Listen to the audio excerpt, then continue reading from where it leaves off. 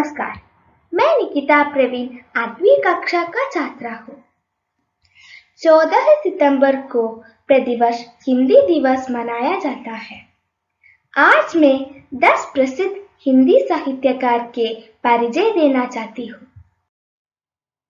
तुलसीदास। गोस्वामी तुलसीदास हिंदी साहित्य के महान कवि थे। इनका जन्म उत्तर प्रदेश के कासगंज में हुआ था।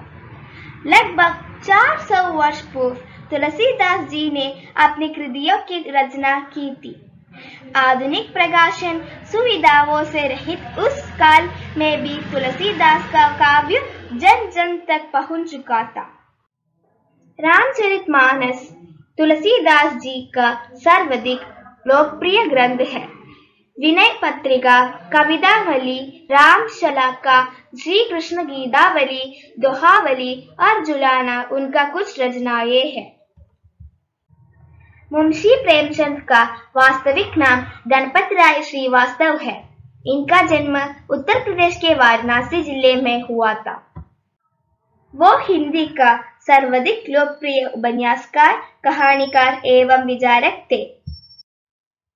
उन्होंने सेवा सदन, प्रेम आश्रम, रंगभूमि, निर्मला आदि लगभग 13 दर्जन उपन्यास तथा कफन, बूढ़ी काकी, बड़े घर की बेटी, 2 बैलों की कथा आदि 300 से अधिक कहानियां लिखी।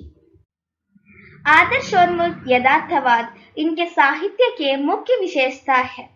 इनका कालखंड को प्रेमचंद युग कहा जाता है। जयशंकर प्रसाद का जन्म उत्तर प्रदेश के वाराणसी में हुआ था। वे हिंदी साहित्य के महान कवि, नाटककार, कथाकार, उपन्यासकार तथा निबंधकार थे। जयशंकर प्रसाद जी हिंदी के छायावादी युग के 4 प्रमुख स्तंभों में से एक है। आधुनिक हिंदी साहित्य के इतिहास में इनके कृतित्व का गौरव अक्षण है। कारण कुसुम, झरना, आंसू और लहर उनके प्रसिद्ध काव्यों हैं। कथा के क्षेत्र में प्रसाद जी आधुनिक ढंग की कहानियों के आरंभीता माने जाते हैं। छाया, प्रतिध्वनि, आकाश दिन, इंद्रजाल, ग्राम आदि उन्होंने 72 कहानियां लिखी है। सुमित्रानंदन पंत। सुमित्रानंदन पंत हिंदी साहित्य में छायावादी युग के एक स्तंभ है। उनका जन्म कौसानी में हुआ था। हिंदी साहित्य सेवा के लिए उन्हें पद्म भूषण, ज्ञानपीठ, साहित्य अकादमी जैसे उच्च श्रेणी के सम्मानों से अलंकृत किया गया। नरक सफाई, पल्लव, अपरिचिता, तारापथ, स्वच्छंद, कला और बूढ़ा चांद, विदंबरा आदि उनका कुछ रचनाएं हैं। महादेवी वर्मा। महादेवी वर्मा हिंदी के सर्वाधिक प्रतिभावान कवयित्रियों में से है। वे हिंदी साहित्य में छायावादी युग के 4 प्रमुख स्तंभों में से एक मानी जाती है। उन्हें आधुनिक मीरा के नाम से भी जाना जाता है। कवि निराला ने उन्हें हिंदी की विशाल मंदिर की सरस्वती भी कहा है। उनकी साहित्यिक सेवा के लिए उन्हें पद्म भूषण, पद्म विभूषण और ज्ञानपीठ पुरस्कार प्राप्त हुआ।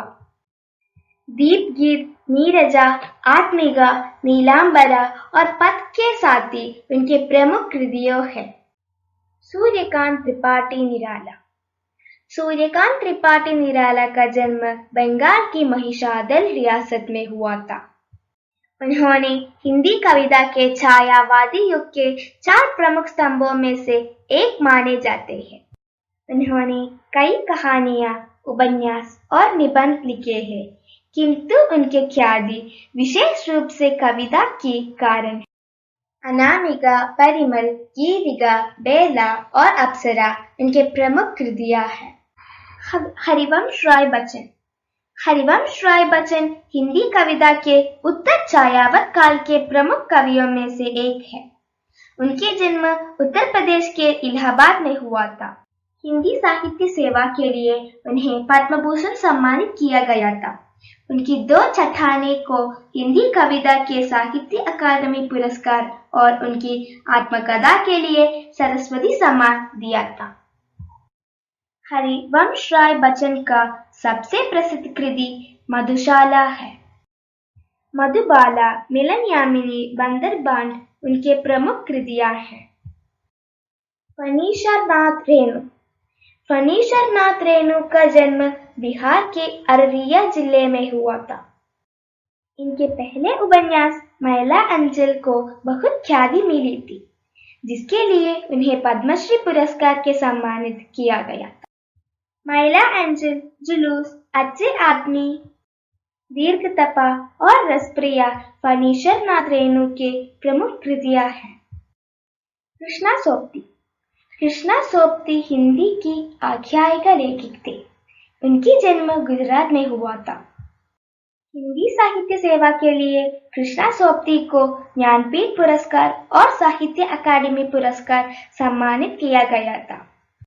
दिल पहाड़, मित्रों मरजानी, बादलों की घेरी, ढार से बिछुड़ी इनकी प्रमुख कृतियां हैं।